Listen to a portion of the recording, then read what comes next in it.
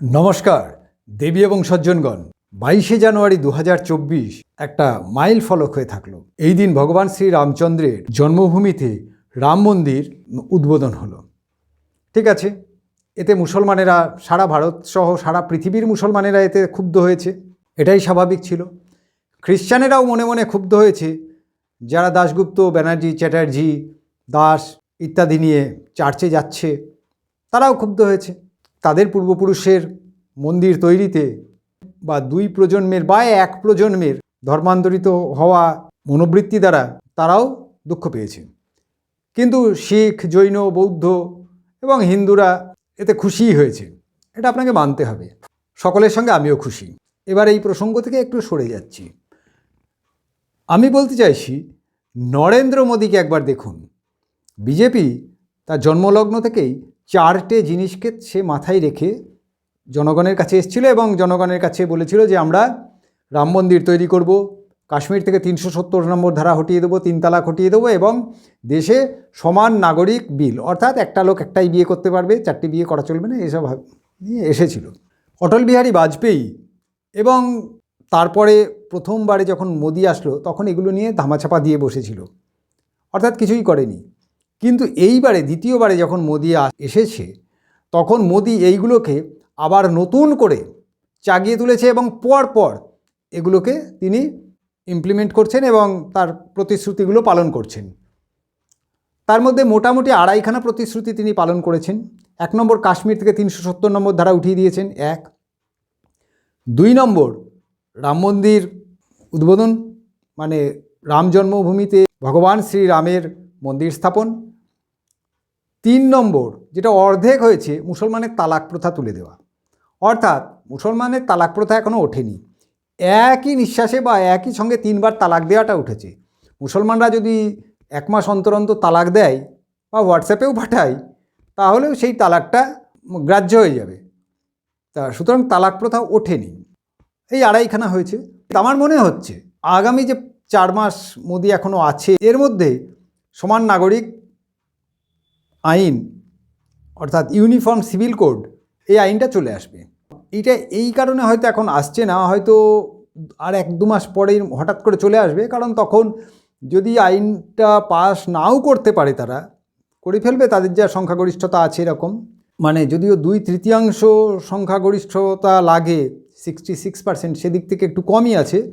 তা যাই হোক, নাও করতে পারে, তাহলেও আমার মনে হয় অন্তত সংসদে একবার আইনটা পাশ করার চেষ্টা করবে। এবং যদি নাই পারলো, তারপরে কংগ্রেসরা অনাস্থা আনবে, যায় ও আস্তে আস্তে আবার ভোট এসে যাবে, এরকম একটা হতে পারে। মোদি 1990 সালে বলেছিলেন লালকৃষ্ণ আডবাণীর সঙ্গে রাম জন্মভূমির স্থানে, ওটাকে আমি বাবরি মসজিদ কখনোই বলবো না, একটা বিবাদিত স্থান, ইতিহাসে কোনোদিন ওখানে নামাজ পড়া হয়েছে এমন উল্লেখ নাই। রাম মন্দিরের পাশেই সীতারসুই, হনুমানগড়ি মন্দির সবকটাই আছে, কিন্তু রাম মন্দিরটাকে ভেঙে বাবরের প্রধান সেনাপতি মীর বাকি ওখানে মসজিদ তৈরি করে দিয়েছিল, যেমন অন্যান্য জায়গাগুলো হয়েছে, আরও 40,000 জায়গাতে এই কাজ হয়েছে, ঠিক আছে। কিন্তু দ্বিতীয় ক্ষেত্রে মোদি সম্পূর্ণ সফল, অর্থাৎ রাম মন্দির স্থাপন হলো, অর্থাৎ মোদি 2.5খানা কাজ সম্পূর্ণ সফল করে দিয়েছে, আর 1.5খানা বাকি আছে, 1খানাও হয়তো করে দেবে। এইবারে আমার বক্তব্য হচ্ছে, বিরোধীরা এই অনুষ্ঠানটাকে বয়কট করেছে। সোনিয়া গান্ধী, রাহুল গান্ধী, মমতা ব্যানার্জি বা সব করেছে।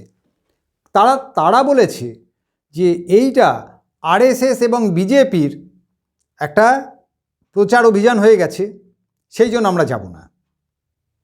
আরএসএস বিজেপি এটাকে করেছে, তারা তো প্রচার করবে, এ তো স্বাভাবিক কথা। দিদি 1 টাকা 2 টাকা রেশনে ভর্তুকি দিয়ে বলছে আমি দুনিয়ার লোককে বিনা পয়সায় চাল দিচ্ছি, এ তো চলছে, সারা ভারতেই চলছে।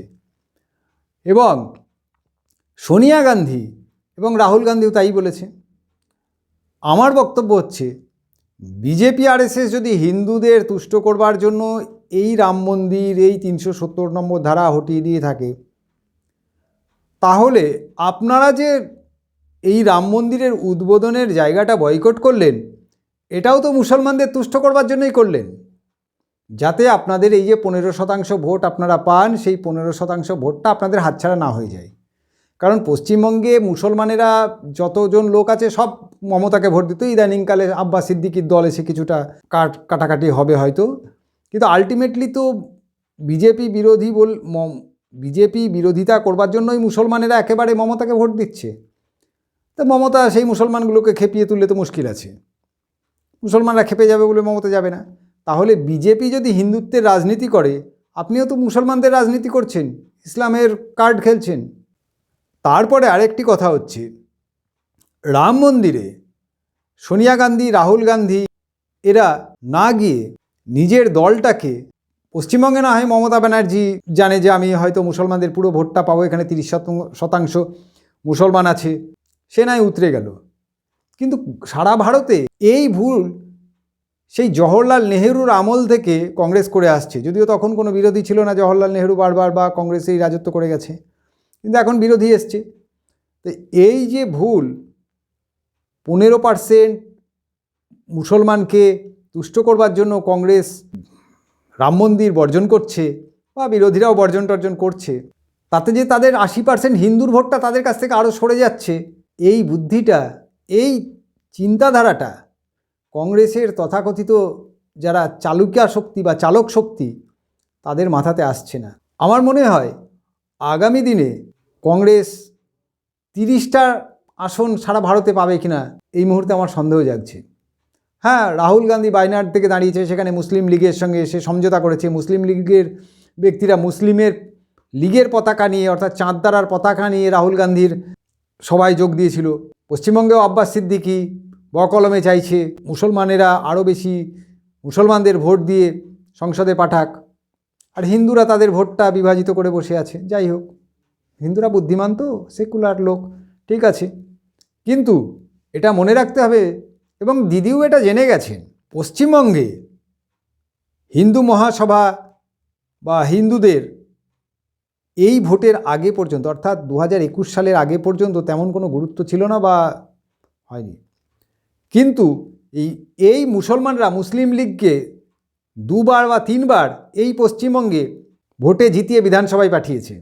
মানে এই রিসেন্টকালে এক হাসানুজ্জামান মুসলিম লীগ থেকে দাঁড়িয়ে জিতেছিল, তারপরে সিদ্দিকুল্লাহ, এখন আবার বকলমে আইএসএফের নাম নিয়ে আব্বাস সিদ্দিকি। এই যে ইসলামিক তোষণ করে দিদি এখানে থাকবার চেষ্টা করছেন, সেই দিনটা আস্তে আস্তে আব্বাস সিদ্দিকি, পীরজাদা, নওসাদ সিদ্দিকি এরা ভেঙে দেওয়ার চেষ্টা করছে। এদেরকে হাওয়া দেওয়ার জন্য অল ইন্ডিয়া মুসলিম মজলিস ইত্তেহাদুল মুসলিমিন, মানে AIMIM, তাদের নেতারাও এখানে আসছে, এবং তারা এখানে আব্বাস সিদ্দিকির বিরুদ্ধে বা প্রার্থী দিচ্ছে না, আব্বাস সিদ্দিকিই প্রার্থী দিচ্ছে। তা পশ্চিমবঙ্গকে আবার ইসলামাইজেশন করার চেষ্টা চলছে। দিদিও এটা বুঝছে, এবং দিদিও অনেক কাজ করেছে এখানে, কিন্তু তার কিছু করার নেই। দেখুন, আমি কিন্তু বিজেপির আইটি চ্যানেল চালাই না, বা বিজেপি দপ্তর থেকেও আমার কাছে টাকাও আসে না, বা আমার কোনো প্রয়োজনও নেই। ভারত সরকার আমাকে যা দিয়েছে বা প্রত্যেকটি লোককে যা দিয়েছে, তাতে প্রত্যেকটি লোকেরই বেঁচে থাকার সম্ভব। রোজগার যোজনায় ঘর দিচ্ছে, আবাসগৃহ, বিনা পয়সায় চাল দিচ্ছে। ঠিক আছে, কিছু কিছু জিনিসের দাম বেড়েছে, সে তো পশ্চিমবঙ্গেও বেড়েছে, চাল দিচ্ছে বিনা পয়সায়। বাচ্চাগুলোকে একেবারে 14 ক্লাস 15 ক্লাস পর্যন্ত বিনা পয়সায় পড়িয়ে দিচ্ছে। আর কি চাই? বাচ্চাগুলোও মানুষ হয়ে যাচ্ছে, বিনা পয়সায় ঘর পেয়েছি, চালও পাচ্ছি।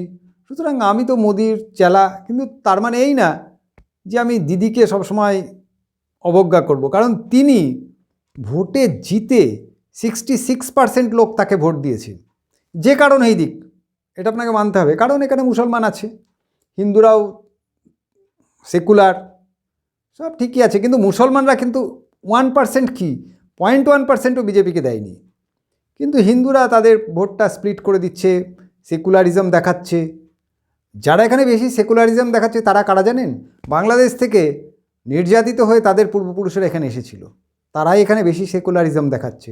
দেখুন নচিকেতাকে, দেখুন ওই অপদার্থ সুমন কবিরকে, এই সব লোক বাংলাদেশ থেকে এদেশে এসেছিল, এসে এখানে আবার সেকুলারিজম দেখাচ্ছে। না, সেকুলারিজম অবশ্যই দেখানোর দরকার আছে, কিন্তু এইটা তো এই না যে আমি সেকুলারিজম দেখাবো আর আরেকজন তার সেই সেকুলারিজমের সুযোগ নিয়ে এটাকে তাদের দেশ তৈরি করবে, ইসলামিক দেশ তৈরি করবে, এবং এটাই হচ্ছে।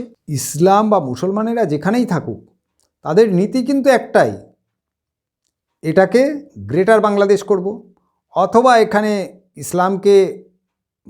ইসলামের শাসন আসবে, চাহে সে সিদ্দিকুল্লাহ বলুন, মুসলিম লীগের হাসানুজ্জামান বলুন, আব্বাস সিদ্দিকী বলুন, অথবা হাকিম বাবুকে বলুন, যিনি বলেন বাংলায় দাঁড়িয়ে যে ইনশাল্লাহ এখানে 50% লোক উর্দু বলবে। উর্দু কারা বলে? মুসলমানেরা বলে।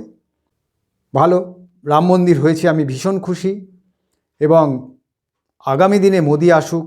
না, আমি বলছি না, আমি একবারও বলছি না যে দিদি এখানে খারাপ চালাচ্ছে। একটা আঞ্চলিক দল মানেই তারা কিছু তো তাদের পয়সার কম আছে, তাদের অনেক জুয়া জচ্চুরি করতে হবে। আর আমি এটাও বলছি না দিদি স্বজন পোষণ করছেন। হ্যাঁ, ভাইপোকে তিনি চেষ্টা করছেন নিজের লোককে দাঁড় করিয়ে দেওয়ার, কিন্তু এটা আপনাকে মানতে হবে ভাইপোকে আপনারা ভোট দিচ্ছেন, ভোট না দিলে সে আসতে পারবে না। তো সুতরাং আপনি যখন ভোট দিচ্ছেন, অভিষেক ব্যানার্জি তো জিতে, জনগণের ভোটে জিতে তারপর সংসদে যাচ্ছে। সুতরাং পিসি চেষ্টা করছে, পিসি ভাইপোকে দিচ্ছে বলে চিৎকার করার কোনো মানে নেই, কারণ দিচ্ছে পিসি, দাঁড় করাচ্ছে পিসি, কিন্তু ভোট তো জনগণ দিচ্ছে।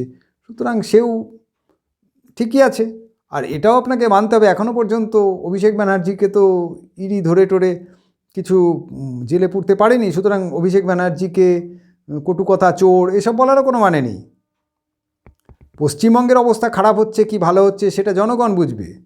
সিঙ্গুর থেকে কারখানা তাড়িয়ে দেওয়ার পরেও সিঙ্গুরের জনসাধারণ লোকসভা, বিধানসভা সর্বত্রই তৃণমূলকে ভোট দিয়ে বিপুল ভোটে জয়ী করে পাঠিয়েছে। সুতরাং সিঙ্গুরে খারাপ হয়েছে কি ভালো হয়েছে, আপনার মনে হচ্ছে খারাপ হয়েছে, কারোর মনে হচ্ছে ভালো হয়েছে। সুতরাং সে কথা আমি বলবো না, কিন্তু এটা মনে রাখতে হবে যে নরেন্দ্র মোদী আসার পর থেকে হিন্দুরা যে মেরুদণ্ডহীনতায় ভুগত, বা ভারতীয় সংস্কৃতির লোকেরা যে মেরুদণ্ডহীনতায় ভুগত, তারা সেই মেরুদণ্ডটা ফিরে পেয়েছে। এবং আপনি নিশ্চিন্তে থাকুন বা নিশ্চিত থাকুন, মোদি হয়তো এরপরে চলে যাবে, অমিত শাহ আসবে বা রাজনাথ সিং আসবে বা যোগী আসবে, কিন্তু এই মেরুদণ্ড কিন্তু দিনকে দিন মজবুত হবে। মেরুদণ্ড কিন্তু নড়বড়ে হওয়ার চান্স কম যদি বিজেপি থাকে। আর কংগ্রেস এসেও এই মেরুদণ্ড যে সোজা করে হিন্দুরা উঠে দাঁড়িয়েছে, এটা কেউ ভয় পাবে। যতই তারা তোষণ নীতি আরম্ভ করুক, তাদের মনে মনেও কিন্তু একটা ভয় থাকবে।